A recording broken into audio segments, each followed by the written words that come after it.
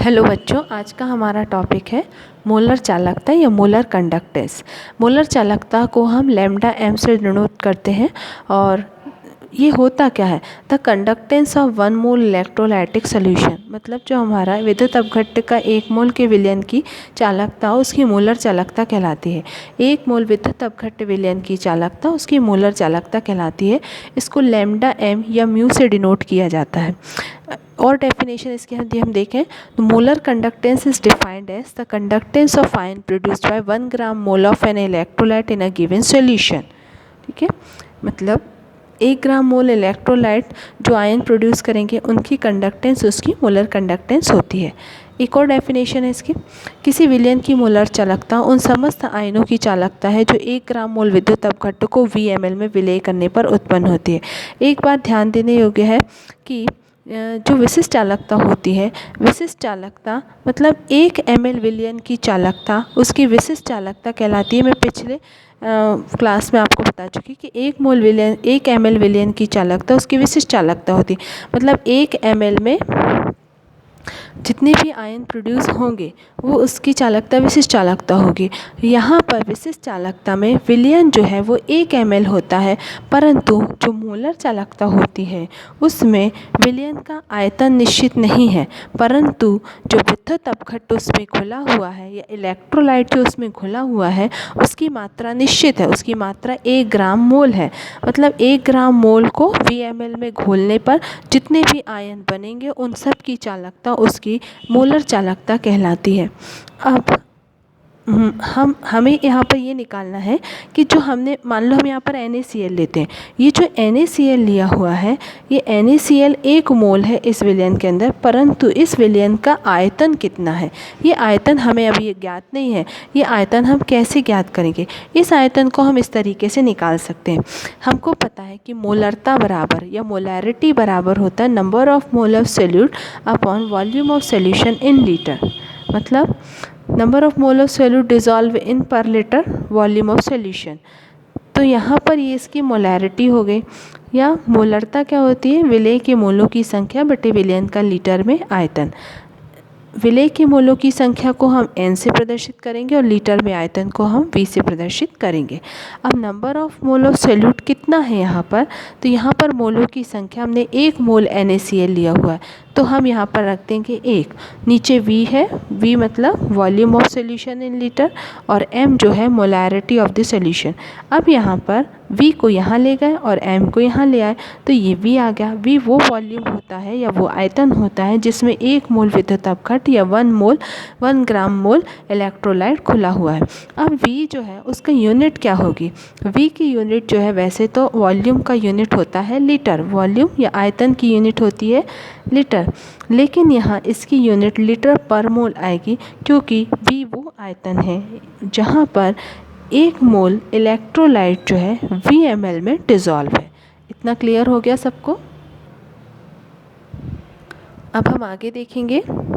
हमने निकाला V equal to 1/m। ठीक है, यहाँ पर V जो है वो लीटर में है।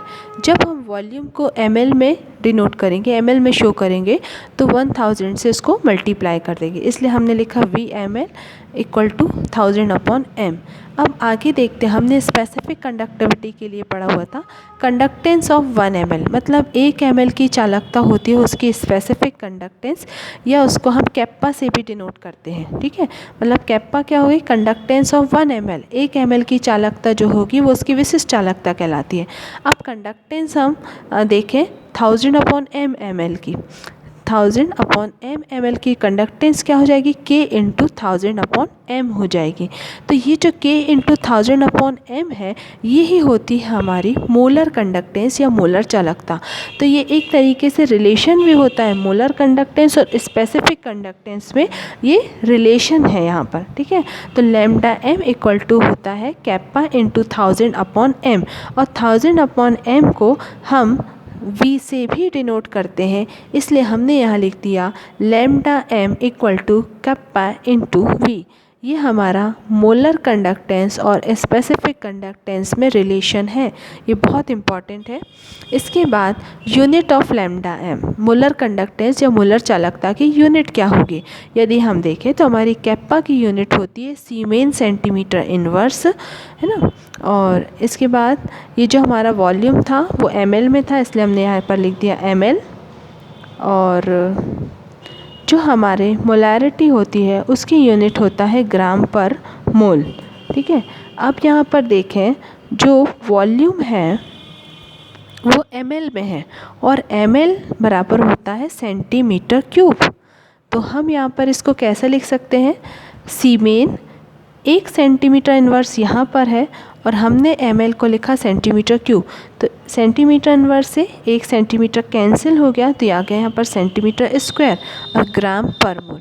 ये यूनिट होती है हमारी लैम्डा एम की। इसके बाद आती है सेम इसी के जैसी होती इक्विवेलेंट कंडक्टेंस। हमको उसको ज़्यादा डिटेल में नहीं पढ़ना क्योंकि हमारे एनसीईआरटी में मोलर कंडक्टेंस दी हुई है, फिर भी मैं एक हल्के से आपको बता देती हूँ इक्विवेलेंट कंडक्टेंस। इक्विवेलेंट कंडक्टेंस मतलब होता है तुल्यांकी चालकता, the conductance of one equivalent electrolytic solution. वहाँ हमने देखा था the conductance of 1 mole electrolytic solution, 1 mole electrolytic solution की कंडक्टेंस उसकी इक्विवेलेंट कंडक्टेंस होगी। यहाँ पर जो हमारा इलेक्ट्रोलाइटिक सॉल्यूशन है वो 1 इक्विवेलेंट है, 1 इक्विवेलेंट है मतलब उसका 1 ग्राम तुल्यांक जो है वो VmL में खुला हुआ है। तो किसी विलयन की तुल्यांकी चालकता समस्त आयनों की चालकता होती है जो 1 ग्राम तुल्यांक विद्युत अपघट्ट को VmL में विलय करने पर उत्पन्न होती है, ये तुल्यांकी चालकता है। तो इसे लैम्डा EQ से डिनोट किया जाता है। और जिस तरीके से हमारी मोलर कंडक्टेंस और स्पेसिफिक कंडक्टेंस में रिलेशन था, सेम वही रिलेशन जो होता है हमारे इक्विवेलेंट कंडक्टेंस और स्पेसिफिक कंडक्टेंस में होता है। लैम्डा EQ इक्वल टू होता है कैप्पा इंटू V, और हमको यहाँ पर V पता है 1000/m होता था मोलर कंडक्टेंस में। अब यहाँ पर हम क्योंकि 1 ग्राम तुल्यांक विद्युत अपघट्ट बोल रहे हैं इसलिए यहाँ पर ये n लिखा जाता है, क्योंकि 1 ग्राम तुल्यांक विद्युत अपघट्ट बोला मतलब वो कैसा विलयन हो गया, नॉर्मल विलयन हो गया, नॉर्मल सोल्यूशन हो गया, इसलिए यहाँ पर हमने n लिखा। और इसकी यूनिट होती है सीमेन सेंटीमीटर स्क्वायर पर ग्राम इक्विवेलेंट, ये इसकी यूनिट होती है। ये आप लोगों को नोट कर लेना है।